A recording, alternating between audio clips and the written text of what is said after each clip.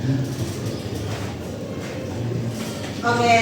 assalamualaikum warahmatullahi wabarakatuh. Waalaikumsalam warahmatullahi wabarakatuh.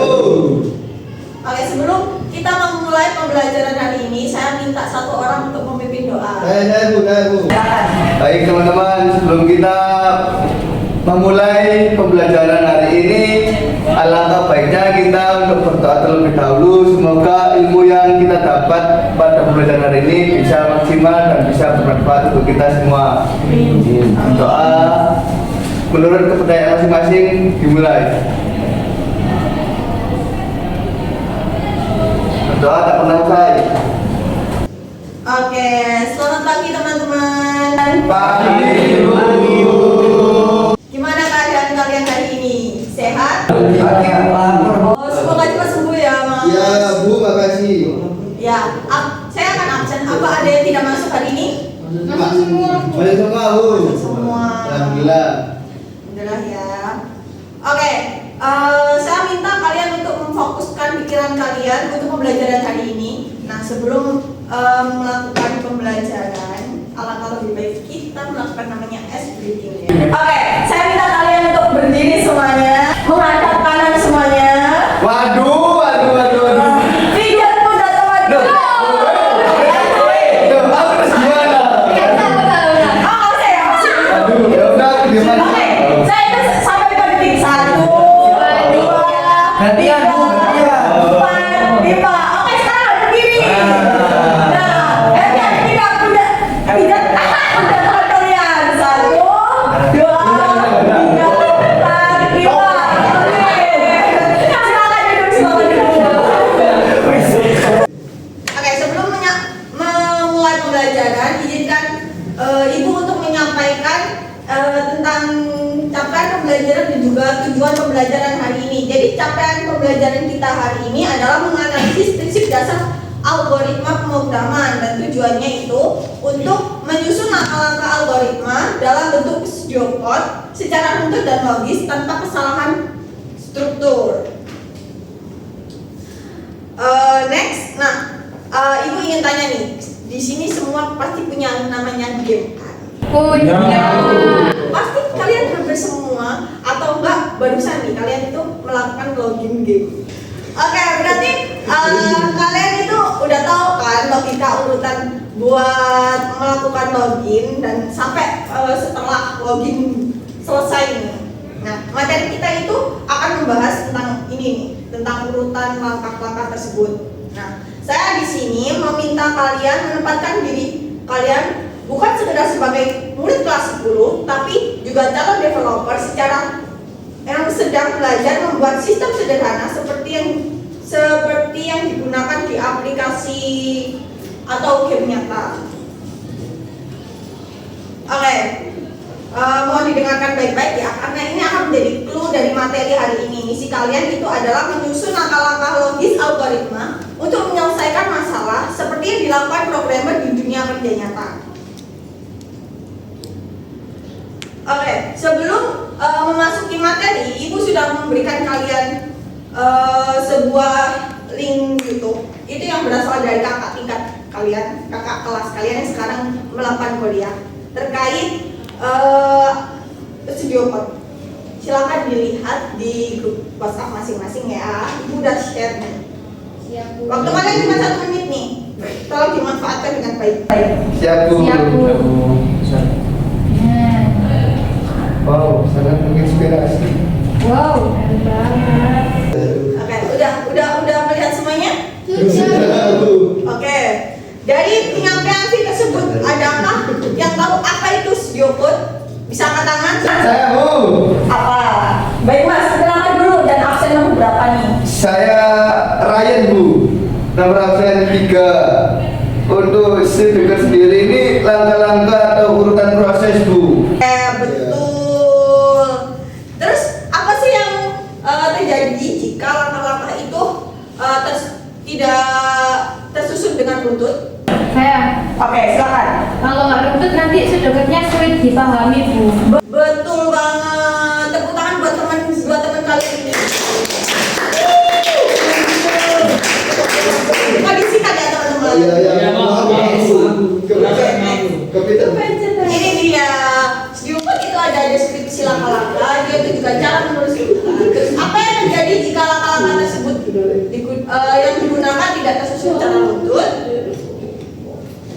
Nah, jika langkah-langkah tidak utuh, maka hasilnya itu bisa salah. Terus prosesnya itu juga tidak logis. Terus dia juga sulit dipahami juga ya.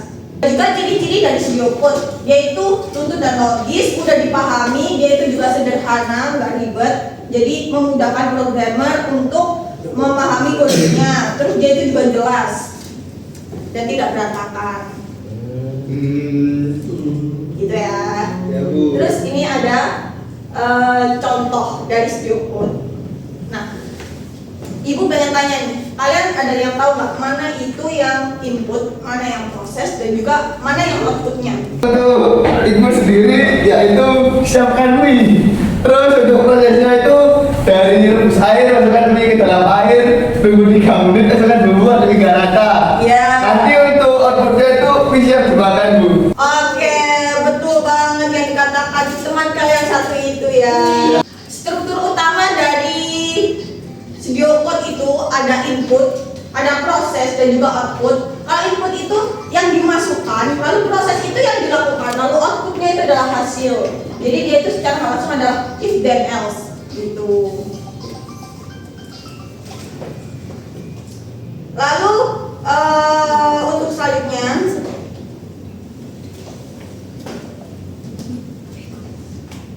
nah konsep ini itu juga kita gunakan untuk memahami langkah-langkah penyelesaian masalah secara sistematis. Terus sekarang kita akan mengidentifikasi sebuah studi case. Nah, tadi kan udah nih. Sekarang ada studi case lagi nih yang lebih sulit sedikit. Wah. Bagi yang bisa menjawab ini akan mendapatkan poin loh. Dia itu kan ini ada study case. Nah, kayak dia itu inputnya apa, outputnya apa, terus apa namanya prosesnya itu gimana gitu. Saya Bu. Untuk inputnya itu berupa angka Bu. Ya. Jadi nanti itu akan menginput angka terlebih dahulu, terus nanti diproses dengan mengecek angkanya ini apakah bisa dibagi 2 atau tidak. Oh ya. Terus untuk outputnya nanti diambil dari proses tadi Bu. Hasilnya itu akan berupa genap atau ganjil gitu. Oke, benar Masnya. Poin buat Masnya, teman semuanya. Dengan demikian, kita bisa menyusun langkah-langkah penyelesaian dari masalah itu secara sistematis ya. Terus kenapa sih studio code itu penting? Ada yang tahu? Studio penting itu karena ini dia jawabannya. Karena membantu berpikir logis dan juga sistematis. Lalu yang kedua itu mengurangi kesalahan saat coding. Lalu yang ketiga itu mempermudah komunikasi antar programmer. Gitu. Baik. Nah, for your information nih, kalau studio code itu tidak bisa dieksekusi ya. Jadi dia itu cuma kayak ya udah algoritma biasa aja buat dibuat sederhana dan nggak bisa di running. Pemisahan gitu ya Bu ya? Ya cuman kayak langkah-langkah biasa aja ditulis secara runtut. Jadi kayak tahap-tahap kalian dari kode tersebut gitu. Ya. Lalu untuk tools untuk pembuatan code itu ada 2, yaitu non digital dan juga digital. Untuk non digital itu ada di kertas atau buku. Lalu yang untuk digitalnya itu ada di kayak ya udah Microsoft Word, bisa di Google Docs atau mungkin di Draw.io atau di tools-tools yang lain gitu. Tapi yang paling mudah digunakan itu ada di buku dan juga kertas. Itu ya teman-teman. Lalu studio code memiliki format linear, tidak berbentuk diagram dia itu. Terus hanya prosedur sketsa sederhana. Terus notasinya itu mirip seperti pemrograman. Contohnya kayak input output yang tadi, yang studi case yang kita kerjakan tadi ya. Nah, di sini sebelum masuk ke studi case dan juga end games, apakah di sini kalian ada pertanyaan? Mungkin belum. Oke, belum ada ya. Nah di sini saya memiliki sebuah studi case atau bisa kalian sebut games, tapi ini berkelompok dan sistemnya itu adalah siapa cepat dia dapat. Wow. Jadi saya akan menjelaskan prosedurnya ya. Di sini akan dibagi kelompok kelompok kanan dan kelompok kiri. 2 baris ini dan 2 baris ini. Lalu saya akan memberikan kalian kesempatan untuk berdiskusi selama 2 menit dengan kelompok kalian. Lalu nanti akan saya berikan study case ini. Ini dia study case-nya, yaitu sebuah sekolah siswa yang datang terlambat lebih dari 15 menit harus membersihkan kelas sebelum pelajaran dimulai. Buatlah video code untuk menentukan apakah siswa harus membersihkan kelas atau tidak. Itu dia. Nah, kalian itu bisa menulis jawabannya melalui kertas boleh, kalian ketik itu di notepad kalian itu boleh, di sticky note kalian itu juga boleh, terserah untuk kelompok kalian gitu ya. Nanti ibu akan mempersilahkan kalian untuk mengangkat tangan, tapi itu cepet-cepetan ya. Lalu menyampaikan jawabannya, siapa yang cepat dia akan mendapatkan nilai tambahan untuk puas minggu depan. Sangat. Oke. Apakah sudah siap semuanya? Siap sudah. Oke, kelompok bangku 2 baris ini silakan berdiskusi, lalu kelompok 2 ini silakan berdiskusi ya. Ya Bu. Baik. Oke, waktu kalian ini cuma 2 menit aja.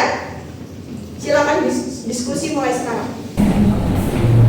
Oke, ada yang paham nggak? Aman ya Bu. Insya Allah masih terkendali. Itu kelompok yang sebelah sini ada yang tidak dipahami? Masih belum Bu. Masih proses ya. Ya, proses. Oke. Mau menentukan logikanya Bu.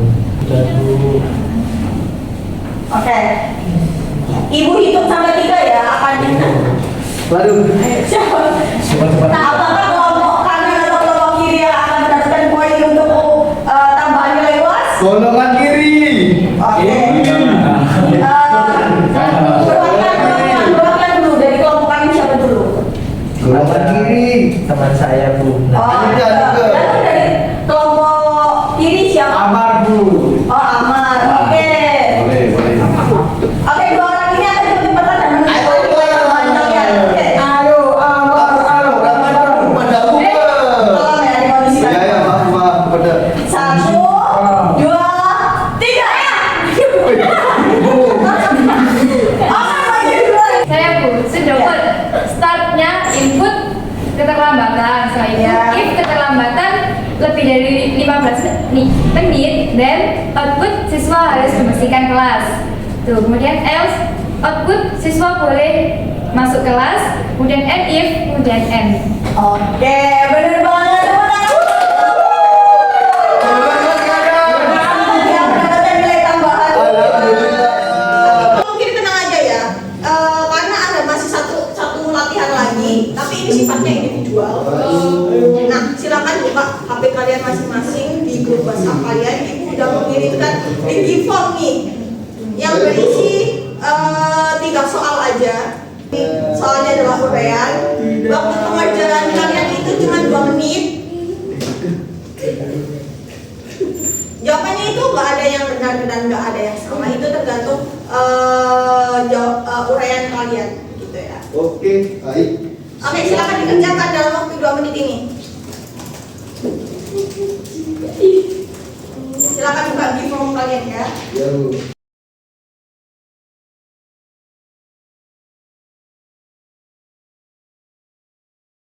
Sudah Bu. Oke, sudah semuanya nih. Sudah. Tadi udah tadi.